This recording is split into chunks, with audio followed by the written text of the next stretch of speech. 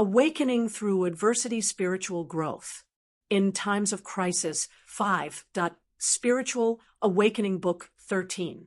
Serafina Hartwell, by Soul's Sanctuary Audio. Copyright Serafina Hartwell. Introduction. Embracing the storm within. The wind howls outside, rattling windows and bending tree branches into impossible arcs.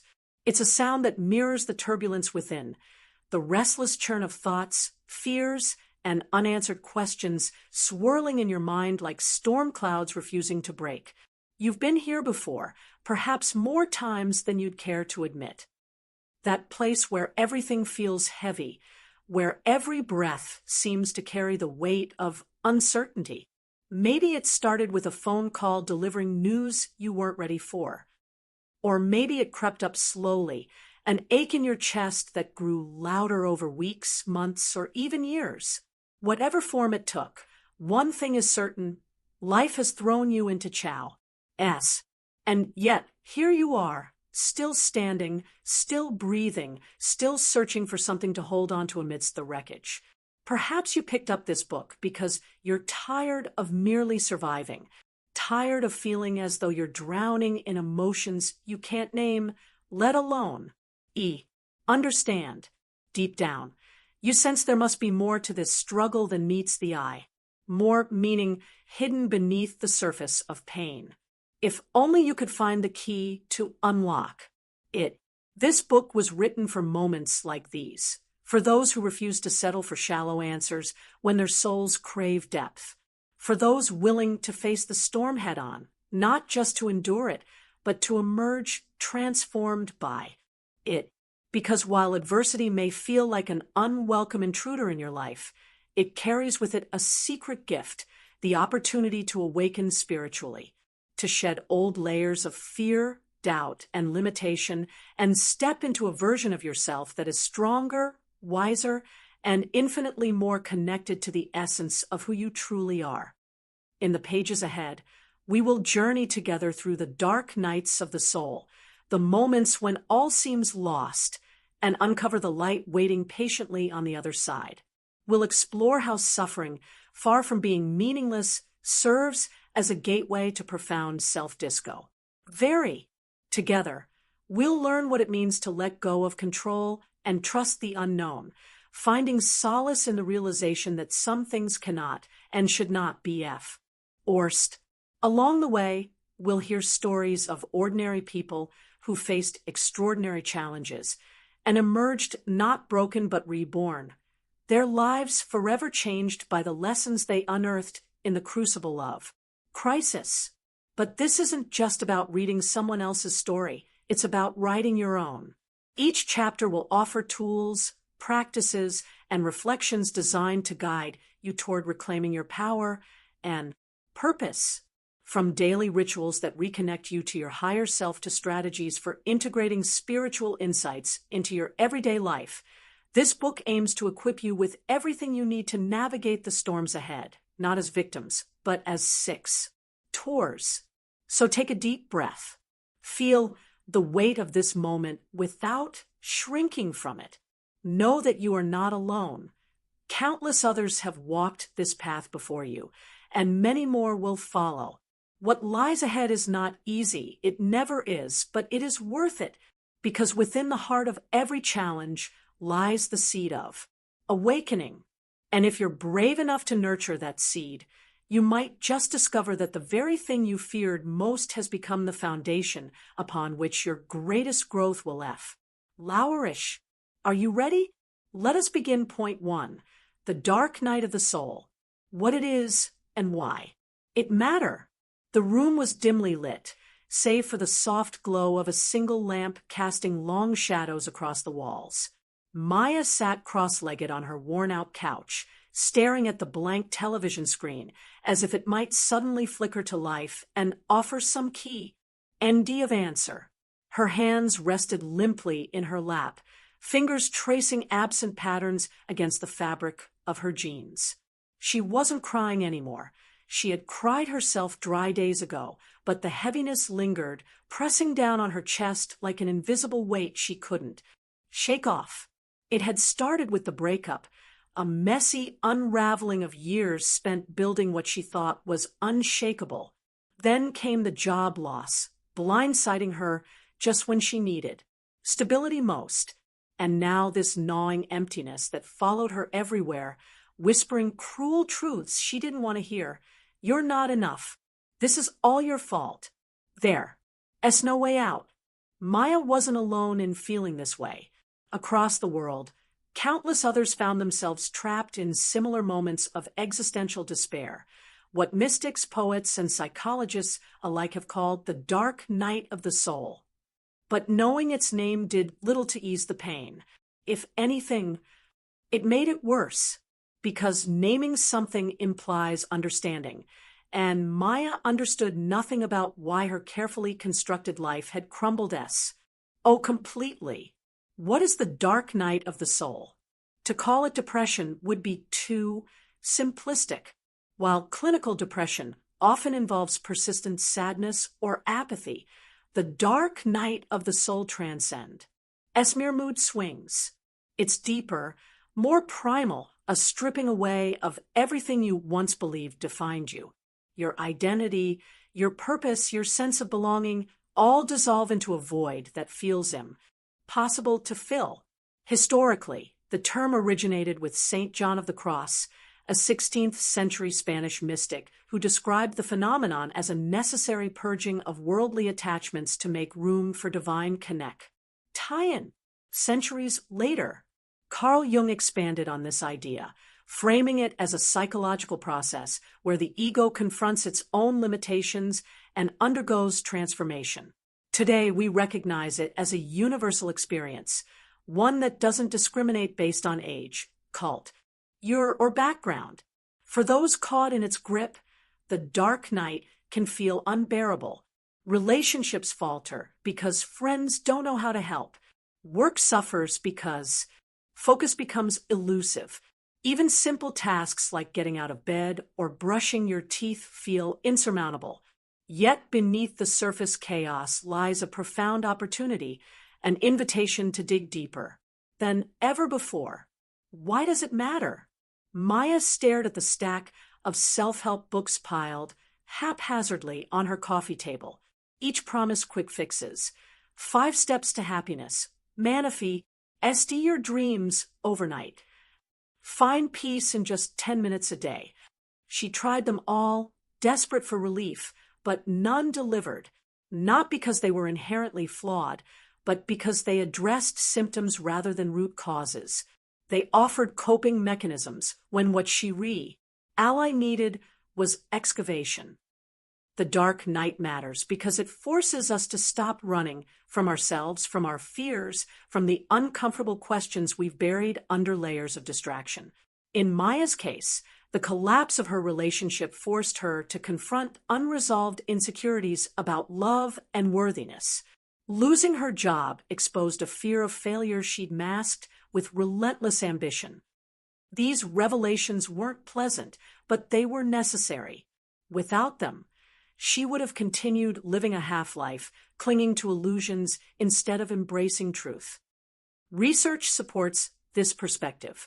Studies in positive psychology suggest that periods of intense struggle often precede significant personal growth, a concept known as post-traumatic growth. People who endure hardship frequently report increased resilience, greater appreciation for life, and a stronger sense of purpose. The key lies in how we respond to adversity. Do we resist it, clinging to old ways of being? Or do we lean into it, trusting that the pain has something valuable to teach us? Recognizing the signs, Maya finally broke the silence by speaking aloud, though no one else was there to hear her. "Am I broken?" she asked the empty room, her voice trembling. Or, "Am I changing?" She wasn't sure which scared her more. One hallmark of the dark night is the feeling of being utterly lost. You wake up each morning wondering how you'll get through the day, only to find yourself going through the motions without joy or meaning. Activities that once brought pleasure now feel hollow. Faith in yourself, and sometimes even in the universe, wavers. Doubts creep in, whispering doubts about whether things will ever improve. But these signs aren't meant to destroy you. They're designed to dismantle what no longer serves you. Think of it like renovating a house. Before new walls can go up, the old ones must come down. Painful as it may be, demolition clears space for rebuilding. And while the process feels chaotic, it's also purposeful. Acceptance without resistance. Later that evening, Maya decided to take a walk. The air was crisp, carrying the faint scent of autumn leaves. As she moved through the quiet streets, she noticed subtle shifts within herself. Instead of fighting the sadness, she allowed it to exist alongside her. For the first time in weeks, she stopped trying to fix it. This act of surrender marked the beginning of her awakening. By acknowledging her pain, instead of pushing it away, she opened herself to the possibility of healing. Acceptance isn't passive resignation. It's an active choice to meet reality as it is, rather than how you wish it to be. It requires courage, patience, and faith that the storm will eventually pass. As Maya turned the corner toward home, she spotted a small bird perched on a low branch. Its feathers ruffled in the breeze, yet it remained perfectly still, seemingly unfazed by the gusts threatening to knock it loose. Something about its quiet resilience struck her. Maybe survival wasn't about avoiding storms altogether, it was about learning to ride them out. Looking ahead, by the time Maya reached her front door, a glimmer of hope had taken root inside her. Not the giddy optimism of fairy tales, but something quieter, steadier. A belief that perhaps this darkness held lessons she couldn't yet see. Lessons about strength, authenticity, and the infinite capacity of the human spirit to adapt and grow. In the chapters ahead, we'll explore these lessons further. We'll delve into stories of others who walked through their own dark nights and emerged transformed. We'll examine practical tools for navigating uncertainty and uncovering meaning in chaos. Most importantly, we'll remind ourselves that while the journey won't always be easy, it will always be worth it. Because within every dark night lies the promise of dawn. And though Maya couldn't see it yet, hers was already beginning to break. 2. Suffering as a gateway to self-discovery. The morning light filtered through the cracks in Maya's blinds, painting thin golden streaks across her bedroom floor. She lay still beneath the weight of her blanket, staring at the ceiling as if it held answers she hadn't yet deciphered. Her mind wandered, not aimlessly, but with purpose, like a river carving its way through rock. The questions came unbidden, each one sharper than the last. Who am I without my titles? Without my roles? What remains when everything else falls away? For weeks now, these thoughts had haunted her, gnawing at the edges of her consciousness until they became impossible to ignore. They weren't just abstract musings. They were demands, urgent pleas from some deeper part of herself that refused to be silenced. And though the process felt excruciating, there was also something strangely liberating about it, like peeling back layers of an onion, even if doing so brought tears. The paradox of pain. Suffering has long been misunderstood. Society teaches us to avoid it at all costs, to medicate it, distract ourselves from it, or suppress it altogether. But what if pain isn't merely an obstacle to overcome? What if it's a teacher, a guide leading us toward truths we might otherwise never uncover? Maya thought back to the days before her world unraveled. Back then, she prided herself on control. Every aspect of her life had been meticulously curated, her career trajectory mapped out, her relationships carefully maintained, her free time filled with activities designed to boost productivity. On paper, she looked successful. Yet beneath the surface, cracks had begun to form. Cracks she ignored because acknowledging them would have meant admitting vulnerability, and vulnerability terrified her. It wasn't until everything collapsed that she realized how fragile her foundation had been. The breakup forced her to confront fears of abandonment and inadequacy. Losing her job shattered illusions of invincibility and exposed a deep-seated need for external validation. These revelations hurt, but they also illuminated blind spots she'd carried for years. In hindsight, she could see that her suffering wasn't random. It was targeted, precise. It sought out the parts of her that needed healing most. Psychologists refer to this phenomenon as post-traumatic growth, a term coined by researchers Richard Tedeschi and Lawrence Calhoun. Their studies show that while trauma often leaves scars, it can also catalyze profound personal transformation. Survivors frequently report increased resilience, greater appreciation for life, improved relationships, and a stronger sense of purpose. But growth doesn't happen automatically. It requires willingness to face the discomfort head-on. Stories of transformation. As Maya brewed her second cup of coffee that morning, she found herself drawn to a book sitting on her kitchen counter. Its title caught her, Man's Search for Meaning by Viktor Frankl. She'd bought it months ago during a fleeting moment of inspiration, but never opened it. Now, curiosity compelled her to flip through its pages. Frankl's story gripped her immediately. A Holocaust survivor and psychiatrist, he endured unimaginable horrors in Nazi concentration camps, losing nearly everyone he loved along the way. Yet instead of succumbing to despair, he discovered meaning in his suffering.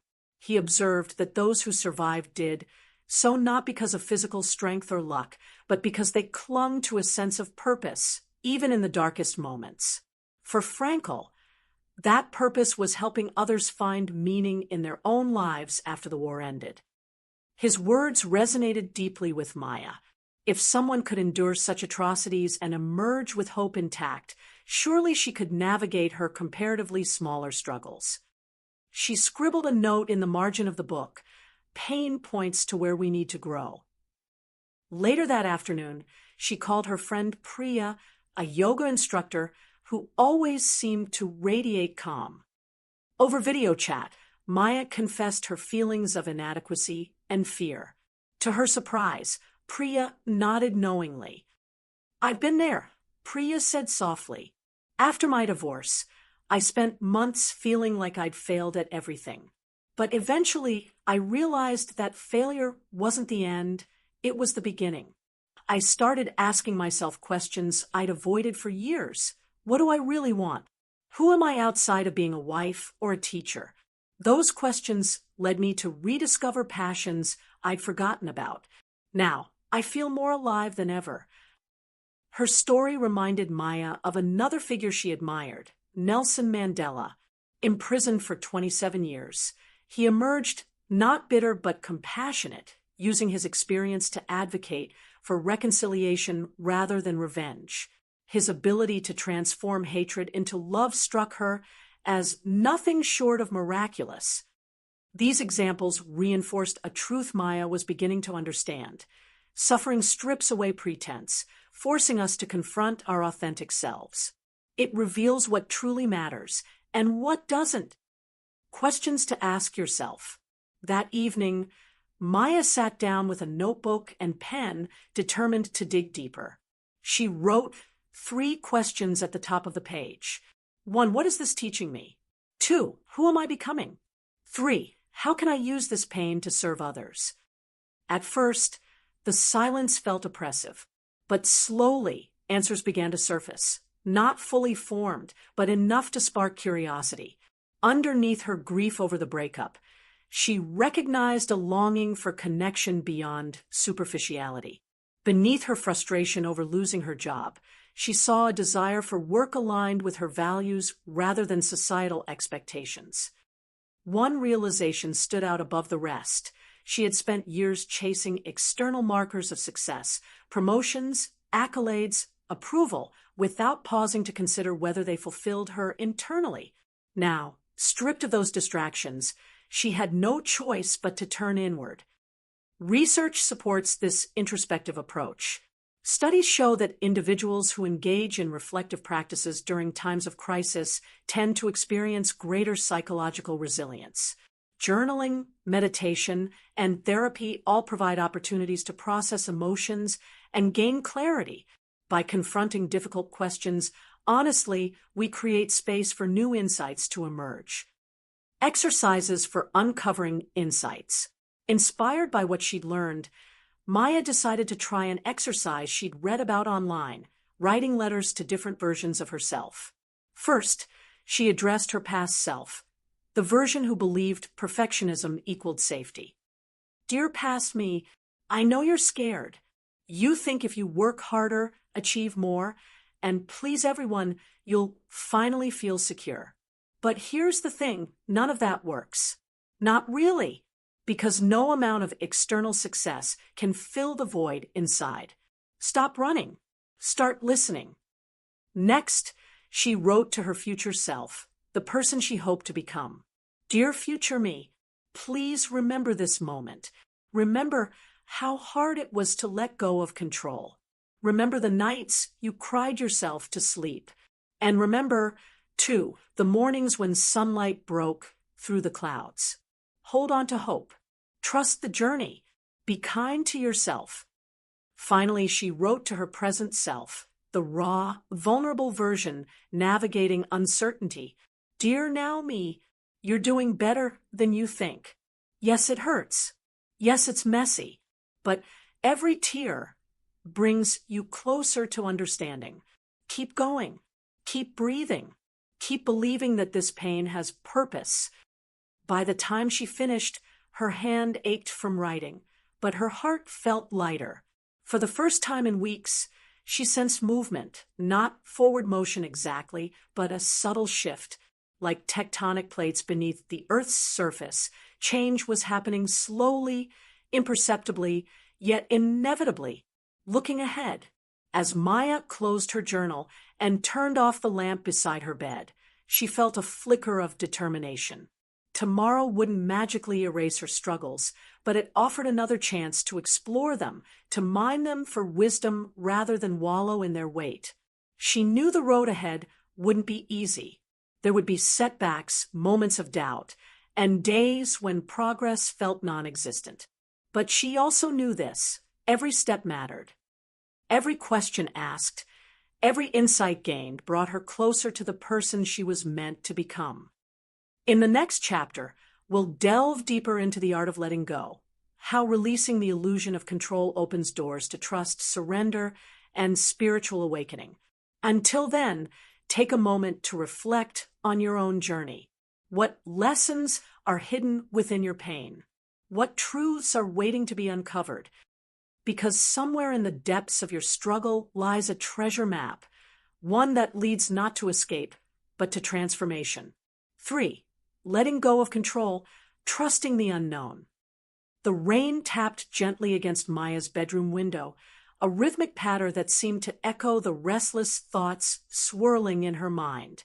She sat cross-legged on her bed, staring at the small stack of books she'd been devouring over the past few weeks, texts on spirituality, psychology, and philosophy.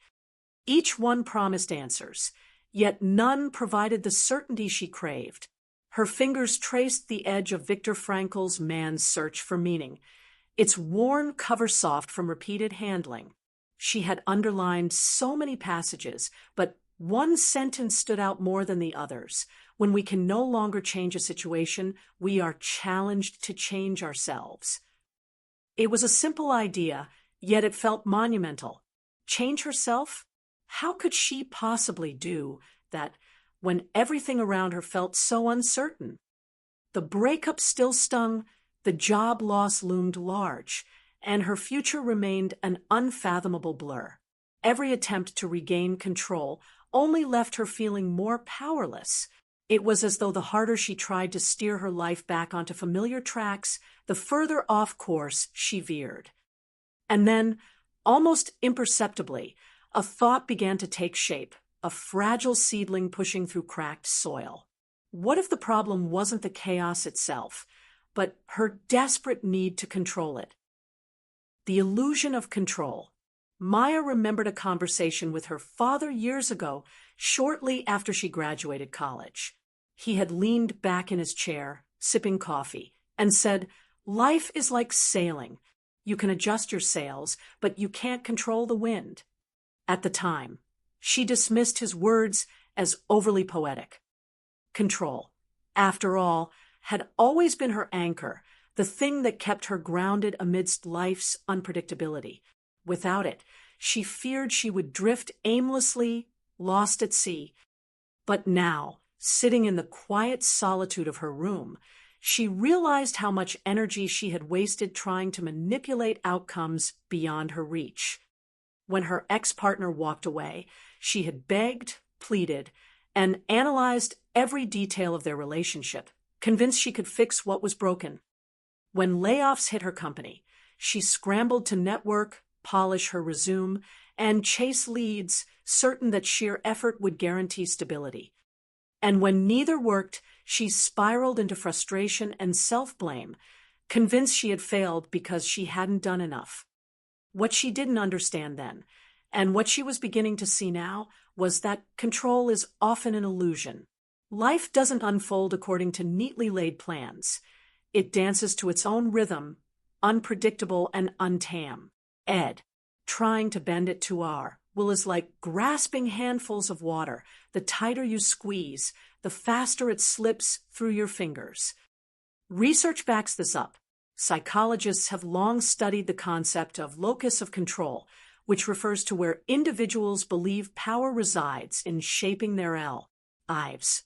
Those with an internal locus of control tend to attribute success or failure to their own actions, while those with an external locus see events as determined by fate, luck, or other forces outside themselves. While having some sense of agency is crucial for mental health, excessive reliance on control can lead to anxiety, burnout, and a rigid mindset that resists adaptability. For Maya, letting go wasn't just about relinquishing control. It was about redefining her relationship with uncertainty. Instead of viewing it as a threat, she needed to learn to see it as fertile ground for growth. Stories of surrender.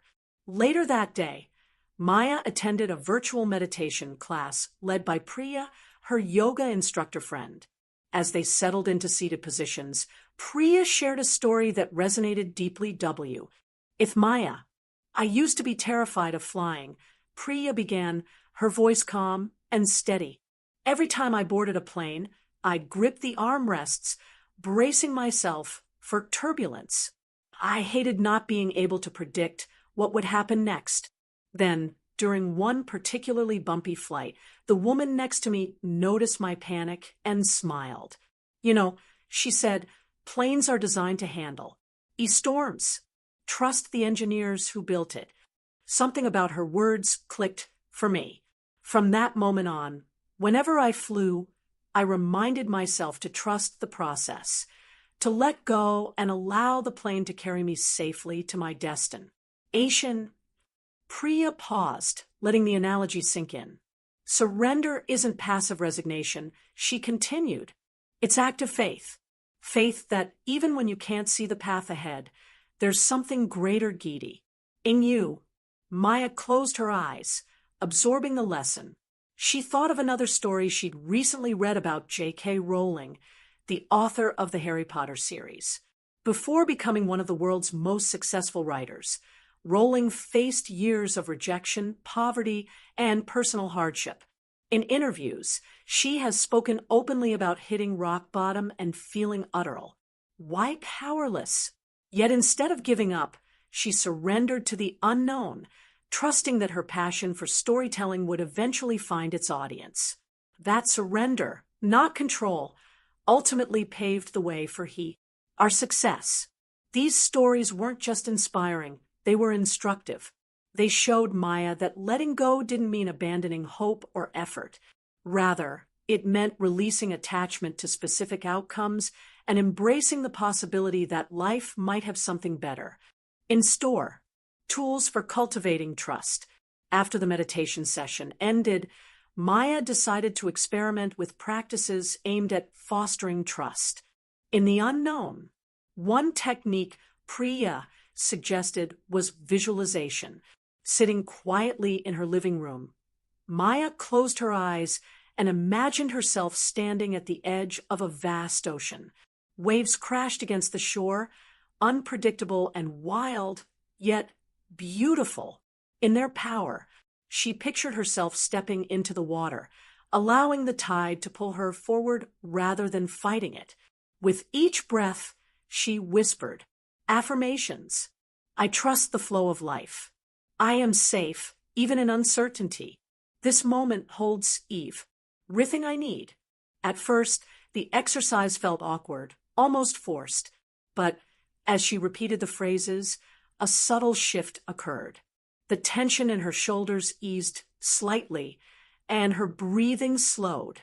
For the first time in weeks, she felt a glimmer of peace, not the kind that comes from solving problems, but the kind that arises from accepting them.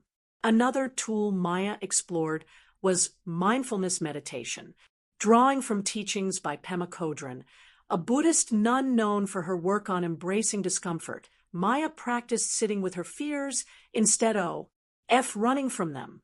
During one session, she focused on the physical sensations of anxiety, the tightness in her chest, the fluttering in her stomach, and greeted them with curiosity rather than judgment. Hello, fear, she murmured aloud. Thank you for showing up. I see why. Oh, you and I'm okay. This practice taught her that emotions, no matter how overwhelming, are temporary. Like clouds passing across the sky, they arise and dissolve naturally if given space. By observing them without resistance, she began to loosen their grip on her psyche.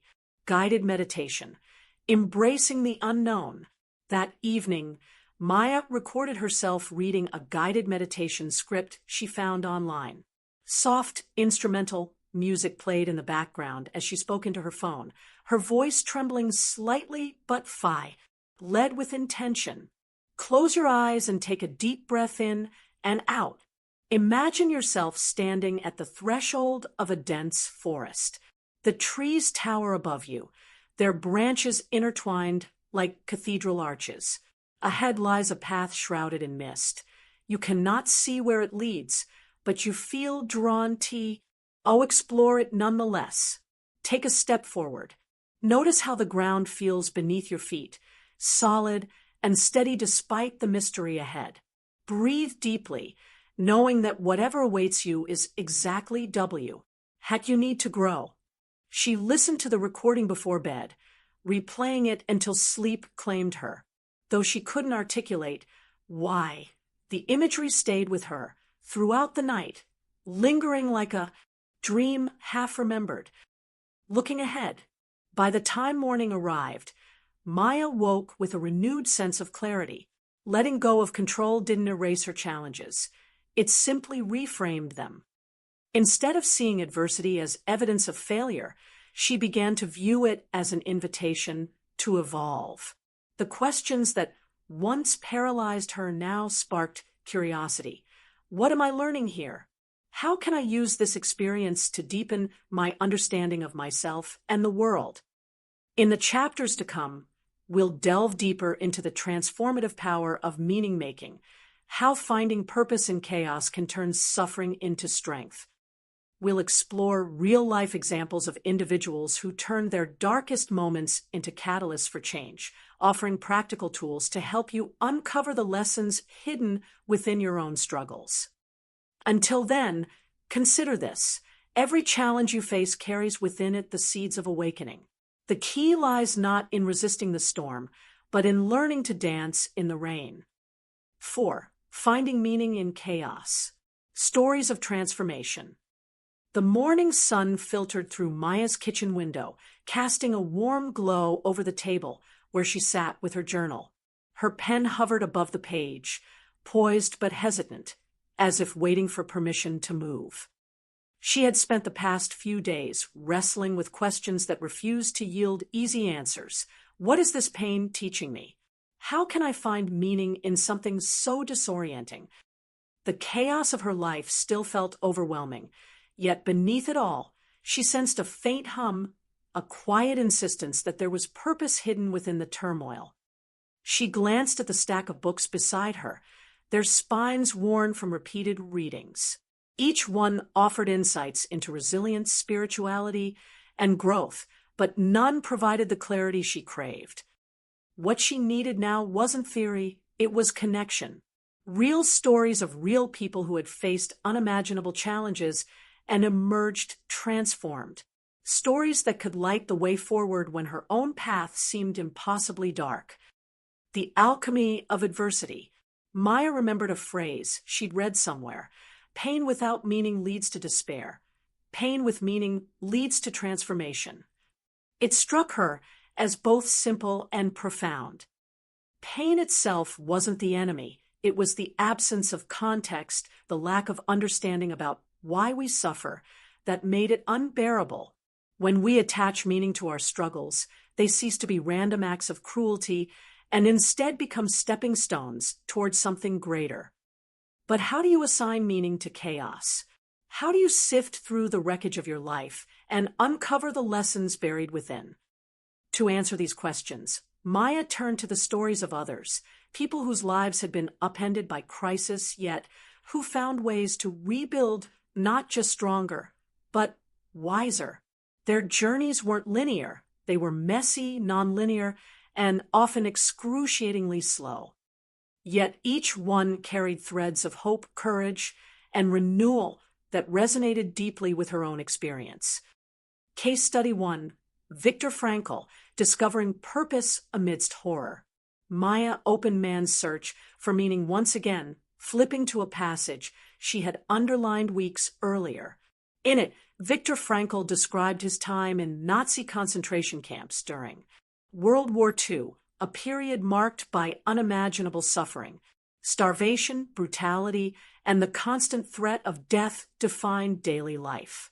Yet even in such dire circumstances, Frankl observed that some prisoners managed to maintain their humanity while others succumbed to despair. What set them apart, he realized, was a sense of purpose.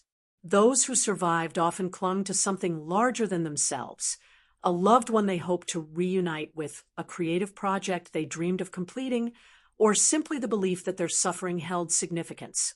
For Frankl, that purpose became helping others find meaning in their own lives after the war ended.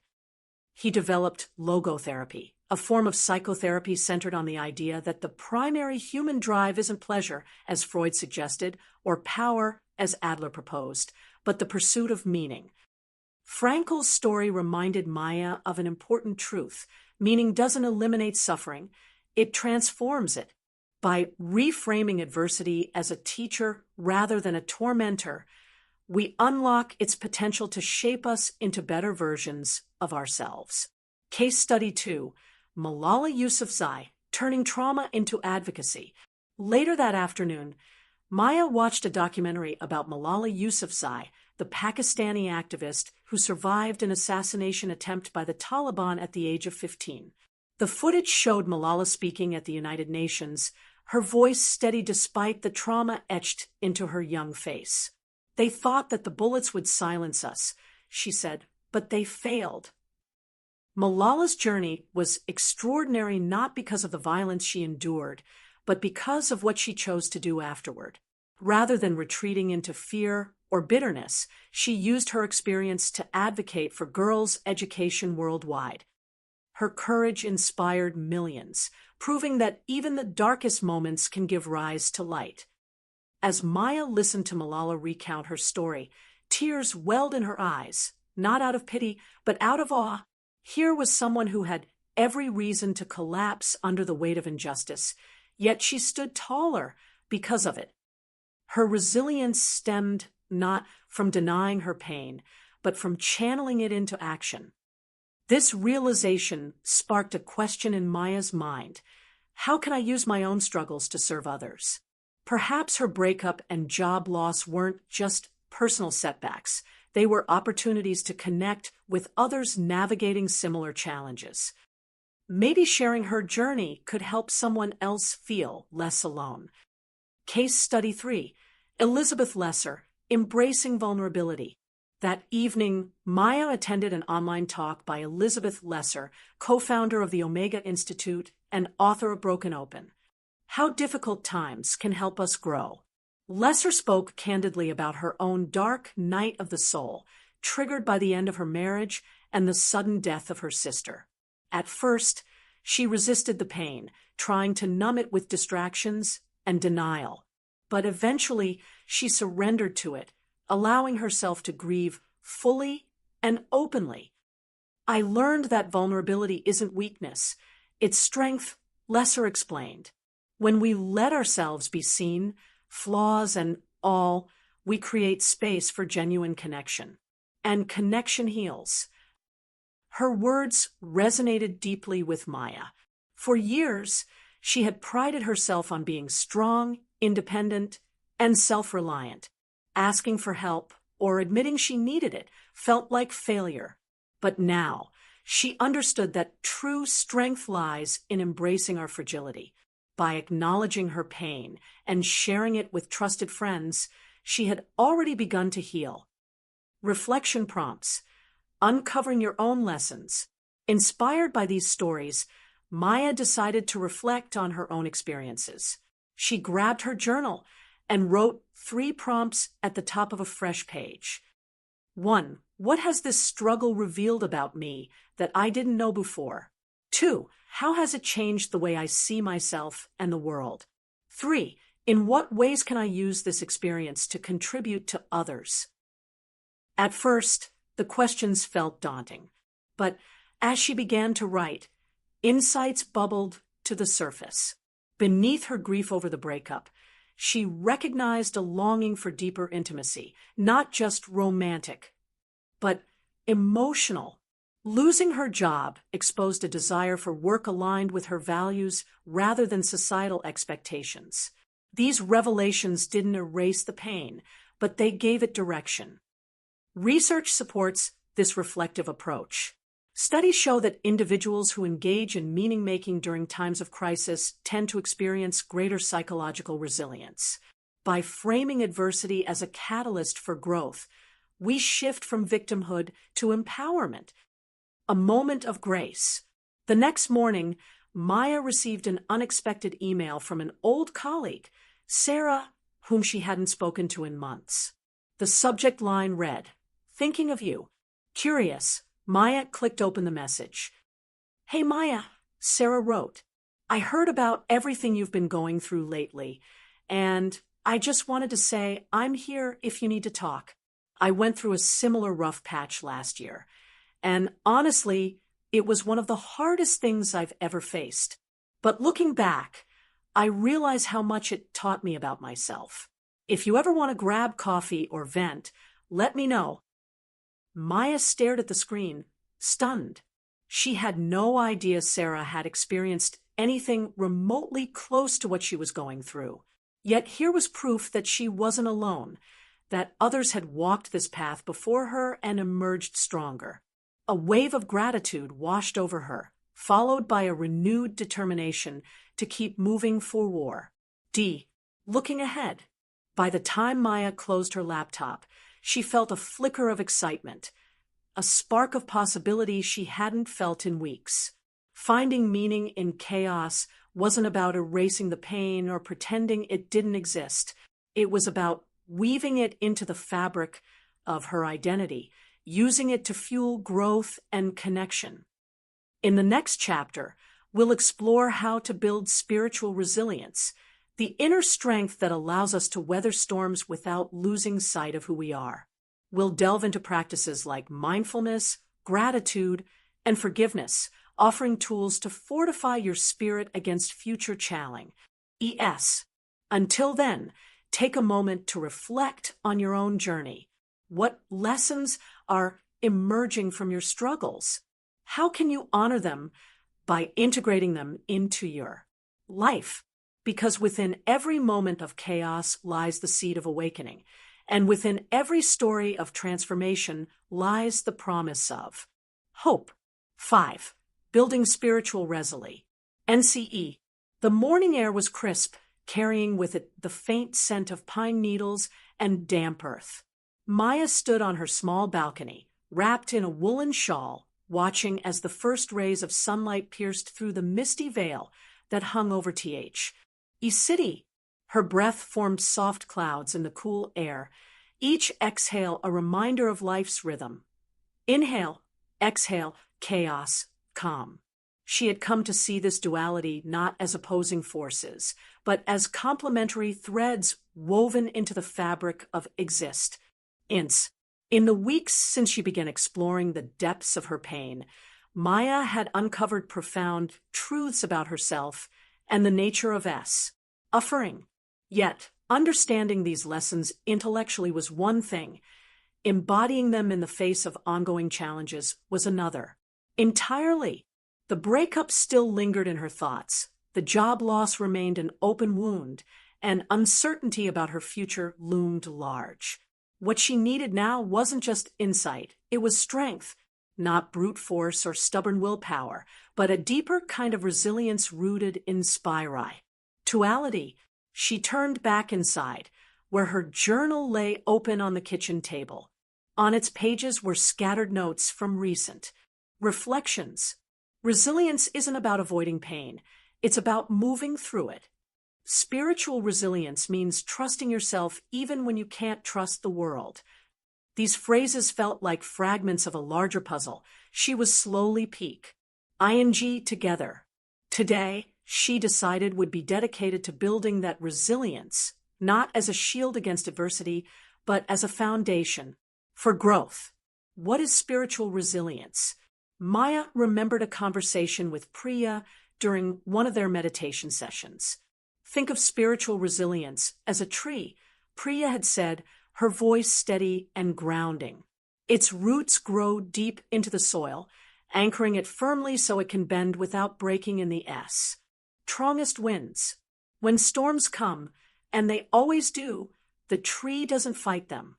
It leans into them, knowing its strength lies not in rigidity, but in flexibility. This analogy resonated deeply with Maya. Spiritual resilience wasn't about denying hardship or pretending everything was fine. It was about cultivating inner resources, qualities like compassion, patience, and faith that allowed her to navigate life's inevitable turbulence with grace. Unlike physical or emotional resilience, which focus on enduring external pressures, spiritual resilience taps into something deeper, a connection to something greater than oneself, whether that something is understood as divine energy, universal consciousness, or simply the web of humanity. Research supports this concept. Psychologists have identified several key components of spiritual resilience, including groundedness, the ability to stay present and sentir. Even amidst chaos. Compassion, extending kindness not only to others, but also to oneself. Openness to change, embracing impermanence and seeing challenges as opportunities for growth. Faith or trust, believing that there is meaning and purpose behind every experience, even if it isn't immediately visible. For Maya, developing these qualities felt daunting yet essential.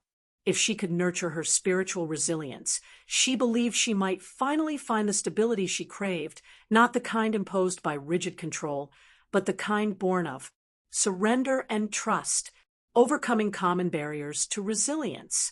As Maya brewed her morning coffee, she reflected on the obstacles that often stood in the way of spiritual resilience. Fear, shame, and perfectionism had long been her companions, whispering doubts and amplifying insecurities. They told her she wasn't strong enough, smart enough, or worthy enough to handle what life threw at her. And for years, she had listened. But now, she recognized these voices for what they were, barriers erected by her own mind to protect her from vulnerability. Fear kept her stuck in safe routines, afraid to take risks. Shame convinced her that failure meant unworthiness. Perfectionism demanded unattainable standards, leaving her perpetually dissatisfied. Together, they formed a prison of her own making, a place where growth became impossible because hang felt too dangerous. To break free, Maya knew she had to confront these barriers head on. She poured herself a cup of coffee and sat down with her journal, writing 3 affirmations designed to counteract her inner critics. 1. Fear does not define me. I am capable of stepping into the unknown. 2. Shame has no power over me. My worth is inherent, not earned. 3. Perfection is an illusion. Not perfection, is my goal. Repeating these phrases aloud, she felt a subtle shift within her, a loosening of the grip those old patterns had held on her psyche. It wasn't a complete release, but it was a start. Practices for cultivating resilience. Later that afternoon, Maya decided to experiment with practices aimed at strengthening her spiritual resilience. One technique she explored was mindfulness meditation, guided by a recording she found online. Sitting cross-legged on her living room floor, she closed her eyes and focused on her breath, letting thoughts drift past like clouds without attaching to them. When anxiety arose, as it inevitably did, she greeted it with curiosity rather than resistance. "Hello, fear," she whispered softly. "Thank you for showing up. I see you, and I'm okay." This practice taught her that emotions, no matter how intense, are temporary. Like waves crashing against the shore, they rise and fall naturally if given space. By observing them without judgment, she began to loosen their hold on her. Another tool Maya embraced was gratitude journaling. Each evening before bed, she wrote down 3 things she was grateful for, no matter how small. Some days, the entries were simple: the warmth of the sun on my skin, a phone call with a friend, the smell of fresh coffee. Other days, they were more profound: the courage to face my fears, the lesson hidden within my pain, the realization that I am stronger than I thought. Over time, this habit shifted her perspective, helping her notice beauty and meaning even in difficult moments. She also experimented with forgiveness exercises, inspired by teachings from Desmond Tutu and his daughter Mpho Tutu. Forgiveness, she learned, wasn't about excusing harmful behavior. It was about releasing the burden of resentment so she could move forward freely. To practice, she wrote letters which she never intended to send to people who had hurt her, expressing both her pain and her willingness to let go. Addressing her ex-partner, she wrote, "Dear ex, I forgive you for walking away, not because what you did was right, but because holding on to anger keeps me tethered to the past. I release you, and I release myself from the weight of bitterness. May we both find peace." By forgiving others, and perhaps more importantly, forgiving herself, Maya began to lighten the load she had carried for so long. Step-by-step guide to creating a resilience toolkit. That evening, Maya created a personal resilience toolkit, compiling practices and reminders to support her journey. She divided it into 3 sections. 1. Daily rituals, activities to ground her each day, such as morning meditation, gratitude journaling, and mindful walks in nature.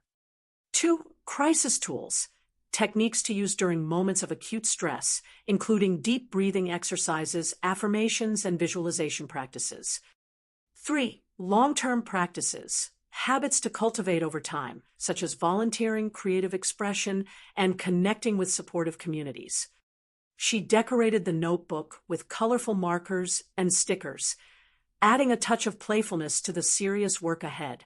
As she flipped through the pages, she felt a surge of determination. This toolkit wasn't just a collection of strategies, it was a declaration of intent, a promise to herself that she would meet adversity not as a victim, but as a warrior armed with wisdom and grace. Looking ahead, by the time Maya closed her journal for the night, she felt a quiet confidence settling over her. Building spiritual resilience wasn't a quick fix, it was a lifelong practice.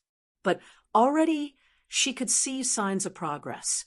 The storms hadn't disappeared, but she was learning to weather them differently. Instead of bracing against the wind, she leaned into it, trusting that her roots ran deep enough to keep her standing tall. In the next chapter, we'll explore daily practices for reconnecting with your higher self, tools to help you maintain a sense of purpose and presence even in the busiest moments of life. Until then, consider this. Resilience isn't something you achieve once and then forget about. It's a muscle that grows stronger with use. Every challenge you face offers an opportunity to flex it, to prove to yourself that you are capable of far more than you ever imagined. Because within every act of resilience lies the seed of awakening, and within every awakened soul lies the potential to inspire others. 6. Daily practices to reconnect with your higher self. The soft hum of the city outside Maya's window faded into the background as she lit a single candle on her bedside table. The flickering flame cast dancing shadows across the walls, creating an intimate cocoon of warmth and stillness in her otherwise chaotic world. It was early morning, earlier than she usually rose, but something had stirred her awake long before the alarm sounded. Perhaps it was the quiet pull of intuition, that gentle nudge from within urging her to carve out time for herself amidst the whirlwind of life. In recent weeks, Maya had made significant strides in understanding her pain, finding meaning in chaos, and building spiritual resilience. Yet, she knew these insights would remain abstract unless she wove them into the fabric of her daily existence. Transformation wasn't reserved for grand epiphanies or dramatic shifts. It happened in the small, consistent actions taken day after day. Today, she resolved to create rituals that would anchor her to her higher self, the part of her untouched by fear, doubt, or external circumstances. Morning rituals, setting intentions. Maya began her day with a practice she called morning grounding. Sitting cross-legged on her bed, she closed her eyes and placed one hand over her heart and the other on her belly. She focused on her breath, inhaling deeply through her nose and exhaling slowly through her mouth. With each breath, she imagined drawing energy up from the earth beneath her feet and light down from the sky above her head, meeting at her core.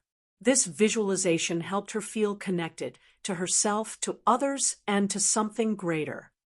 After several minutes of breathing, she opened her journal and wrote 3 intentions for the day. These weren't tasks or goals, but guiding principles meant to shape her mindset. 1. I will approach challenges with curiosity rather than resistance. 2. I will listen deeply to myself and to others. 3. I will honor my needs without guilt. Writing these words felt like planting seeds in fertile soil. She didn't know how they would manifest throughout the day, but she trusted that setting such intentions would guide her choices and interactions. Research supports the power of intention setting. Studies show that people who begin their days with clarity about their values and priorities experience less stress and greater satisfaction. By aligning her actions with her deeper purpose, Maya hoped to cultivate a sense of coherence even when life felt fragmented. Evening practices, processing emotions. As dusk settled over the city, Maya returned to her journal once more. Evening was a sacred time for her, a moment to reflect on the day's events and process any lingering emotions. She found this practice particularly helpful after difficult conversations or stressful situations. Instead of pushing away uncomfortable feelings, she allowed herself to sit with them, exploring their texture and origin. Tonight, she wrote freely, letting her thoughts flow without judgment. Today was hard. I felt overwhelmed during a meeting at work, like everyone expected too much of me. My chest tightened, and I wanted to escape. But instead of reacting, I paused. I reminded myself that I don't have to prove my worth to anyone, not even to myself. That realization calmed me, though the tension took longer to dissolve. Writing this now helps me release what's left of it. This act of reflection served two purposes. It allowed her to process emotions fully, preventing them from festering, and it gave her insight into patterns she might otherwise overlook. Over time, she noticed recurring themes, triggers that sparked anxiety, moments when she doubted her abilities, and instances where she surprised herself with strength. Recognizing these patterns empowered her to respond differently next time. To deepen this practice, Maya incorporated a gratitude exercise. Before closing her journal, she listed 3 things she appreciated about the day, no matter how minor. Tonight, her entries read, "The way sunlight streamed through my kitchen window while I drank tea. A kind text message from Priya checking in on me. The courage I showed by speaking up in that meeting, even though I felt shaky." Focusing on gratitude shifted her perspective, helping her see beauty and meaning even in imperfect moments. Staying present throughout the day, between morning and evening rituals, Maya sought ways to stay connected to her higher self during the busyness of daily life. One technique she embraced was mindfulness, bringing full attention to whatever she was doing, whether it was washing dishes, walking to the store, or typing an email. At first, this required conscious effort. Her mind often wandered, pulled by worries about the future or regrets about the past. But with practice, she learned to gently bring her focus back to the present moment. She also experimented with anchor phrases, short affirmations she repeated silently whenever she felt disconnected or overwhelmed. Some of her favorites included, "I am here. I am enough. This moment is all there is. I trust the unfolding of my journey." These phrases acted as lifelines, pulling her back to center whenever she drifted. Another powerful tool was mindful movement. Inspired by Priya's yoga classes, Maya began incorporating gentle stretches into her routine. Even 5 minutes of flowing poses, child's pose, downward dog, warrior 2, helped her release physical tension and reconnect with her body. Movement became a form of prayer, a way of honoring the vessel that carried her through life, integrating nature, creativity, and community. Over time, Maya discovered additional practices that enriched her connection to her higher self. Spending time in nature proved especially transformative. On weekends, she ventured to nearby parks or hiking trails, immersing herself in the sights, sounds, and smells of the natural world. Walking barefoot on grass or sitting beside a babbling brook reminded her of her place within the larger web of existence.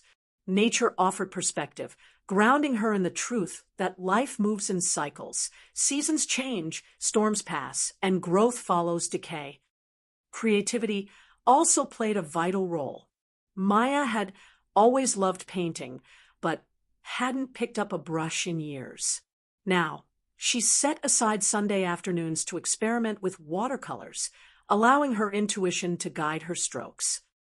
There was no pressure to create something beautiful. The act itself was enough. Through art, she accessed parts of herself that words couldn't reach. Finally, Maya prioritized community. While solitude was essential for introspection, connection nourished her spirit in different ways. She joined a local meditation group and attended weekly gatherings where participants shared their experiences and supported one another. Hearing others' stories reinforced her belief that she wasn't alone, that everyone carries burdens and seeks light in their own way. Looking ahead, by the end of the week, Maya noticed subtle yet profound changes in her demeanor. She felt more grounded, more patient, and more attuned to the rhythms of her inner world. Challenges still arose, but they no longer knocked her off balance as easily. Instead, she met them with a steadiness born of practice, a reminder that awakening isn't a destination, but a continuous process. In the next chapter, We'll explore how to integrate these spiritual lessons into everyday life, ensuring that your transformation extends beyond personal growth to influence your relationships, career, and broader contributions to the world. Until then, consider this. Every ritual you create, every moment of presence you cultivate, brings you closer to living authentically. Because when you reconnect with your higher self, you not only transform your own life, you inspire those around you to do the same. Because within every daily practice lies the seed of awakening, and within every awakened soul lies the potential to ripple outward, touching countless lives. 7. Integrating spiritual lessons into everyday life. The morning sun filtered through the blinds, casting a mosaic of light and shadow across Maya's kitchen table. She sat with her hands wrapped around a steaming mug of tea, the aroma of chamomile mingling with the faint scent of rain still lingering in the air. For weeks now, she had been cultivating practices to reconnect with her higher self, morning intentions, evening reflections, mindful movement, and moments of gratitude scattered throughout her day. These rituals had become anchors, grounding her in a sense of purpose even when life felt uncertain. But as she sipped her tea, a question arose, unbidden yet insistent. How do I take these spiritual lessons and weave them into the fabric of my everyday existence? How do I live authentically, not just in quiet moments of solitude, but in the messy, unpredictable flow of real life? Maya realized that awakening wasn't meant to exist in isolation. It was meant to ripple outward, influencing every aspect of her being, her relationships, her work, her dreams for the future. Today, she resolved to explore how to integrate these insights into the broader tapestry of her life, ensuring that her transformation extended beyond personal growth to touch everything she touched. Spirituality in relationships. Maya thought back to a recent conversation with her younger brother, Arjun. They hadn't always been close. Their relationship had been strained by years of misunderstandings and differing priorities. But during a phone call last week, something shifted.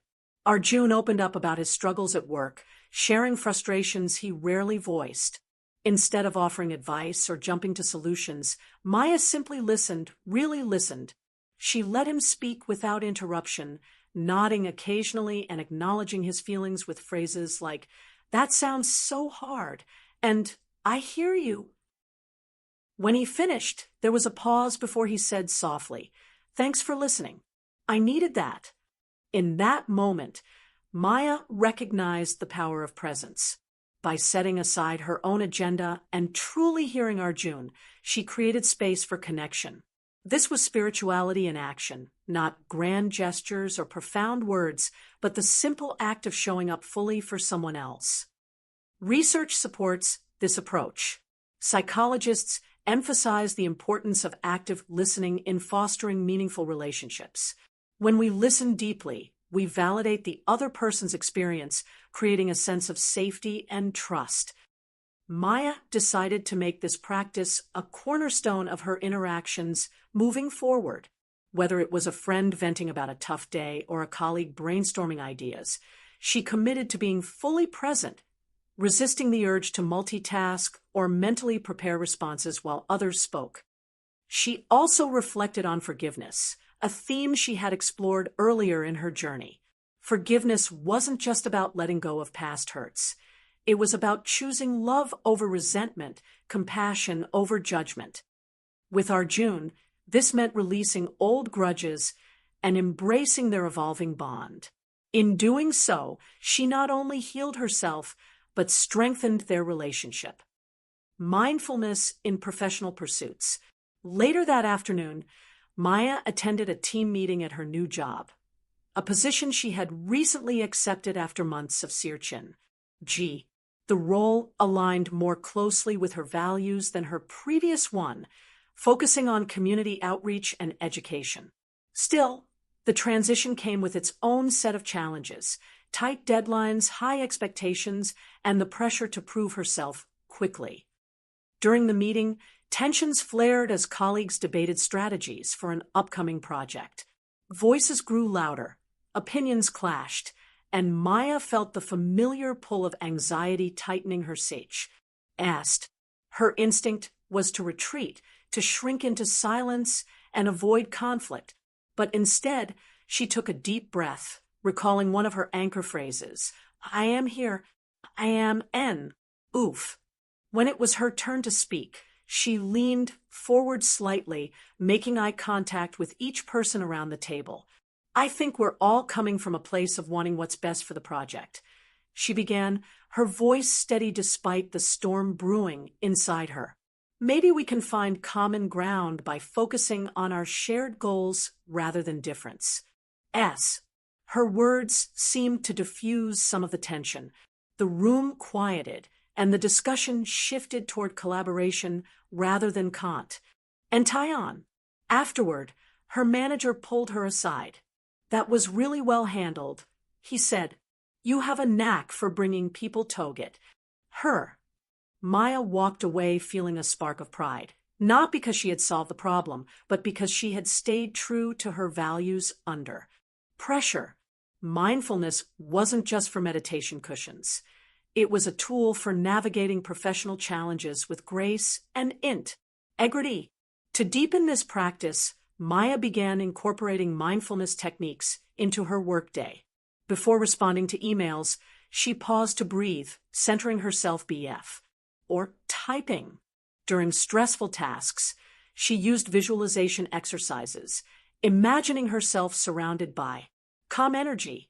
Over time, these small habits transformed her approach to work, helping her stay focused and compassionate even in high-stakes situations. Balancing spiritual ideals with practical realities. That evening, Maya met Priya for dinner at a cozy cafe downtown. As they shared plates of vegetable curry and naan, the conversation turned to the challenges of living spiritually in a fast-paced, often materialistic world. "It's easy to get caught up in ideals," Priya admitted, swirling her chai latte thoughtfully. "We read books, attend workshops, and dream of enlightenment. But then reality hits, the bills, the responsibilities, the mundane stuff, and suddenly those lofty visions feel out of reach." Maya nodded, recognizing the tension Priya described. She had experienced it herself countless times. The gap between who she aspired to be and who she actually was in daily life. Yet, she had come to see this tension not as a failure, but as an opportunity. Awakening wasn't about achieving perfection. It was about bridging the divide between idealism and practicality, one step at a time. For example, Maya had long dreamed of dedicating her life to service, inspired by figures like Malala Yousafzai and Desmond Tutu. But she knew she couldn't abandon her current responsibilities overnight. Instead, she looked for ways to infuse her existence. Life with purpose. At work, she volunteered to lead initiatives promoting equity and inclusion. In her free time, she tutored underserved youth in literacy skills. Each action, no matter how small, brought her closer to her vision. Priya smiled, sensing Maya's resolve. "It's like planting seeds," she said. "You don't see the tree right away, but every little effort matters. Trust the process." Creating a vision for living authentically. Back home later that night, Maya lit a candle and settled onto her couch with her journal. She flipped to a blank page and wrote a single word at the top, vision. Beneath it, she sketched out a roadmap for integrating her spiritual lessons into her life. 1. Relationships. Prioritize presence, empathy, and forgiveness in all interactions. Nurture connections that reflect mutual respect and authenticity. 2. Work. Align professional pursuits with personal values. Use mindfulness and compassion to navigate challenges and inspire teamwork. 3. Daily habits. Continue morning and evening rituals, weaving moments of gratitude, reflection, and creativity into each day. 4. Service. Dedicate time and energy to causes that resonate deeply, whether through volunteering, advocacy, or acts of kindness. 5. Self-care. Honor physical, emotional, and spiritual needs without guilt. Recognize that caring for oneself enables greater capacity to care for others. As she reviewed the list, Maya felt a surge of clarity. This wasn't just a plan, it was a declaration of intent, a promise to herself that she would live intentionally, guided by the wisdom she had uncovered through adversity. Looking ahead, by the time Maya closed her journal, the candle had burned low, its flame flickering softly in the dim room. She felt a quiet confidence settling over her, a knowing that the path ahead wouldn't always be smooth, but it would always be worth walking. Awakening wasn't a destination, it was a way of being. And by integrating these lessons into her everyday life, she was choosing to embody that truth fully. In the conclusion of this book, we'll reflect on the journey thus far and look toward the horizon. We'll celebrate the courage it takes to face adversity head-on and remind ourselves that within every challenge lies the seed of transformation. Because when we awaken spiritually, we don't just ourselves, we change the world. Because within every integrated lesson lies the seed of awakening. And within every awakened soul lies the potential to illuminate the lives of others. Conclusion: becoming the light you seek. The rain had stopped by morning, leaving behind a world washed clean and glistening under the pale light of dawn. Maya stood on her balcony, wrapped in a soft blanket, watching as droplets clung to the edges of leaves like tiny prisms catching the sun. The air smelled fresh, tinged with the earthy scent of wet soil, a reminder that even storms leave gifts in their wake. She took a deep breath, feeling the coolness fill her lungs, and exhaled slowly, releasing not just the tension in her body, but also the weight of months past. This moment, this quiet pause between what had been and what was yet to come, felt sacred. It was here, in the stillness, that Maya allowed herself to reflect on how far she'd traveled, not geographically, but internally. From the depths of despair to the heights of awakening, her journey had been anything but linear. There were days when progress felt invisible, moments when doubt threatened to undo all she had built. Yet through it all, she had persisted, not because she believed everything would magically fall into place, but because she trusted that every step mattered. Recap of the journey. Maya thought back to the early days of her dark night, the sleepless nights, the endless questions, the crushing sense of inadequacy. Back then, she couldn't have imagined standing where she was now, grounded, resilient, and deeply connected to something greater than herself. Each chapter of her journey had taught her something vital. Chapter 1. She learned to recognize the dark night of the soul not as an enemy, but as a teacher, an invitation to shed old layers and rediscover her authentic self. Chapter 2. Suffering became a gateway to self-discovery, revealing truths she might never have uncovered otherwise. Chapter 3. Letting go of control opened doors to trust, surrender, and faith in the unknown. Chapter 4. Finding meaning in chaos transformed her pain into purpose, showing her that adversity carries hidden lessons waiting to be unearthed. Chapter 5. Building spiritual resilience equipped her with tools to navigate life's inevitable turbulence without losing sight of who she truly was. Chapter 6. Daily practices anchored her to her higher self, ensuring that her transformation wasn't confined to fleeting moments of insight, but woven into the rhythm of her everyday existence. Chapter 7. Integrating these lessons into her relationships, work, and broader contributions helped her live authentically, aligning her outer world with her inner truth. Each phase of her journey had been both challenging and liberating, painful and profoundly beautiful. Together, they formed a mosaic, a tapestry of growth stitched together by threads of courage, curiosity, and compassion. Awakening is a lifelong process. As Maya sipped her tea, she realized something important. Awakening isn't a one-time event. It's not a finish line you cross or a trophy you earn. It's a continuous unfolding, a spiral rather than a straight path. Just as seasons change, so too does our understanding of ourselves and the world around us. What feels like clarity today may evolve tomorrow, and that's okay. Growth doesn't demand perfection. It asks only for presence. She recalled a quote from Rumi that Priya had shared during one of their conversations. "The wound is the place where the light enters you." At first, Maya had resisted this idea, unwilling to see her pain as anything other than a burden. But now, she understood its wisdom.